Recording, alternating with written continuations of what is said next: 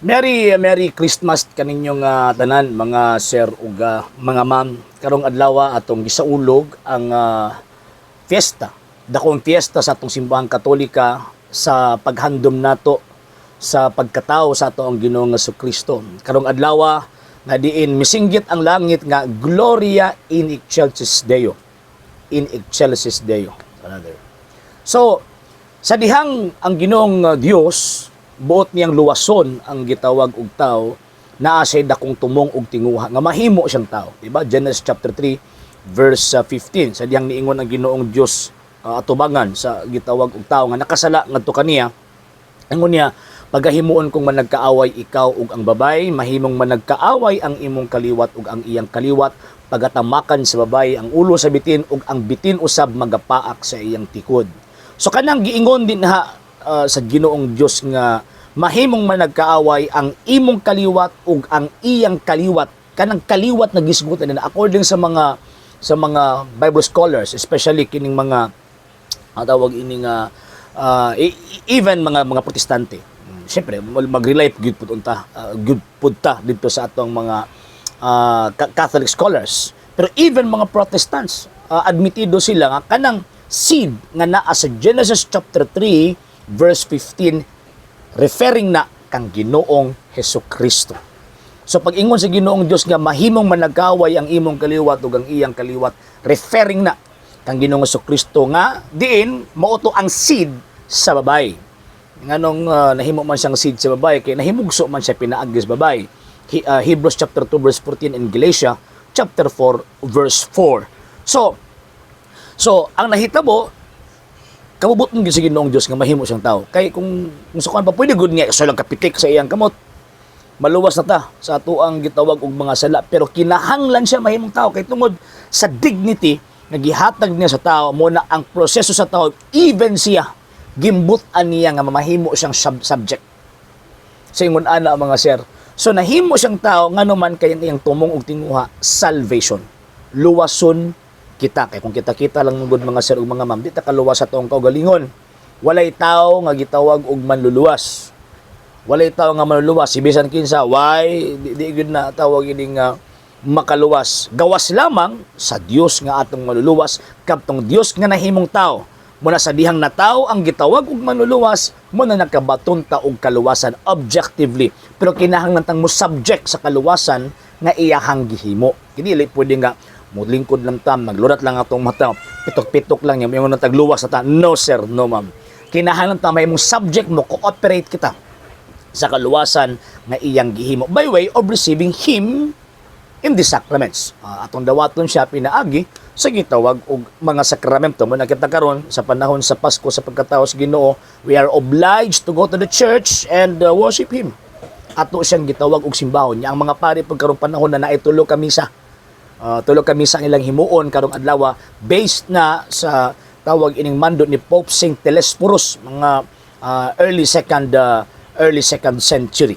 So ingon ana mga sir og tawag ining mga ma'am. So nahimong tao ang Ginoong Dios kay luwason ta, kay kita dili man ta manuluwas. Apan after ang Ginoong Dios nahimong tao, himugso sa Disyembre 25, mao nang tawag ining ang tao pod tungod sa grasya niya, mamahimo na po siyang instrumento sa kaluwasan. Muna sa itong simbahang Katolika, kay mistiko man ang itong simbahang Katolika, mao na nga mga tagpakitabang sa mga santos. Dili tungod kay sila ang manuluwas, kung dili tungod kay makatabang sila sa kaluwasan, tungod sa Dios nga mao tinubdan sa gitawag og kaluwasan. So di lang kay mga santos apil ang tawag in simbahan. So, mo na effect rather. Mo na effect sa pagkatao sa Ginoo. Mo na epekto nga diin ang Dios na himong tao nakabaton tag kaluwasan o pinaagi ni gihimo niya ang tanang channels sa salvation para ang tao makakabot lang ni anang maong gitawag og salvation. So ingon ana mga sir ug mga kita mga Katoliko magmaya ta nga naman kay ang Dios na himong tao. Ang masuko lang karong adlaw, ang nasuko lang nga nahimugso ang manluluwas mo ning si Herodes.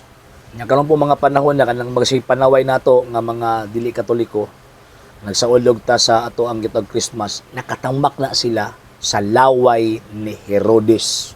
Ano naman, suko magyud sila nga atong sa ulugon ang Pasko sa pagkatao sa Ginoo. Yan na ba? Biblia na, di ba? Hebrews chapter 10 verse 7, hinumdumin ninyo ang inyong mga pangulo kaniadto nga nagwali, nagkinabuhi, namatay sa pagtuo. Mo nang ato ang celebration sa tawag ining concerning sa Ginoong Jesucristo, nagsaulog ta sa iyang pagkatao, piyesta sa iyang pagkatao, nagsaulog ta sa piyesta sa iyang pagkamatay, nagsaulog po ta sa piyesta sa iyang pagkabanhaw. Nga naman, kay sugo sa balang kasulatan na atua silang handumon. Sila, in the sense nga, tanang mga santos, o especially ang Ginoong Diyos, nga nahimong tao. Kaya nahimong masang tao, munang kinahanglan ta magsaulog. Nakita mga Katoliko, tungod kay usamang kini Christian celebration, so we have to act. We have to do, or we have to observe this celebration in a Christian way. Sa Katoliko nga pangunahuna, dili sa Protestante or dili sa tawag ining unchristian nga pamaagi sa celebration. Ug sa ko nang giingon, so ato ang buhaton karong panahon na ang spiritual and corporal works of mercy. Spiritual works of mercy, musimba ta sa Ginoong Dios. Corporal works of mercy, katong mga walay gikaon, kung dapat mga sobra-sobra nga mga tawag ining mga gihatag sa Ginoo tong grasya, pwede itong ipaambit ngadto sa uban or pwede po tang mutabang ngadto sa uban nga mga nanginahanglan.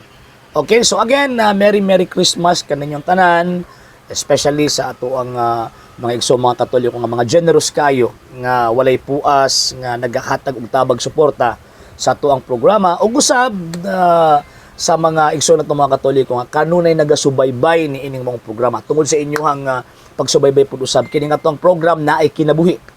Nagatubo, nagadako siya. O lastly, Merry Christmas gihapon sa kanang giingon sa mga di Katoliko katong wa mo tuo. Ampo mo sa Ginoo nga tagaan mo grasya sa pagtuo para pareha na mo mga Katoliko nga naay pagtuo dito niya, naay pagtuo sa tanang mga events sa kinabuhi ni Ginoong Jesucristo. Kay pinaagi ni ini sama ra nga giusat ta kang Kristo pinaagi sa ato ang gitawag og celebration. Sa hindi pa po nakapag-follow sa mga pages po natin, i-follow nyo po yung mga pages po natin, RJ Horolanciano II, TV Apolia Punto Argumento page, Kuya Apologist TV page, and RJ's Vlog 2022. And pwede rin po kayo mag-send po dyan ng Facebook stars. And also, sa ating po mga channels, sa hindi po nakapag-subscribe, i-subscribe po ninyo yung mga channels natin, The Lay Catholic, Apologist International Official, RJ Sano II TV, Kuya Apologist TV, and Barrio Kawayan Religious Forum. And pwede rin po kayo mag-send po dyan ng super sticker, super chats, and super thanks. And maraming salamat po sa mga kapatid at mga Katoliko na always pong tumutulong sa programa po natin. Maraming salamat po. Nang dahil po sa tulong at suporta po ninyo, ang programa pong ito, until now, andito pa rin po sa social media. And until now din po, nangangailangan pa rin po tayo sa tulong at suporta po ninyo dahil wala po kami magagawa rito mga sir, mga ma'am, kung wala po yung tulong at suporta po ninyo. Sa gusto pong tumulong, sa gusto pong sumuporta, pwede po ninyong ipadala ang tulong at suporta po ninyo sa pamamagitan po ng ating mga account numbers dyan po sa ating pong screen. And pwede nyo po kaming i-message sa ating pong page kung via remittance po yung papadala po ninyo. Maraming salamat po in advance.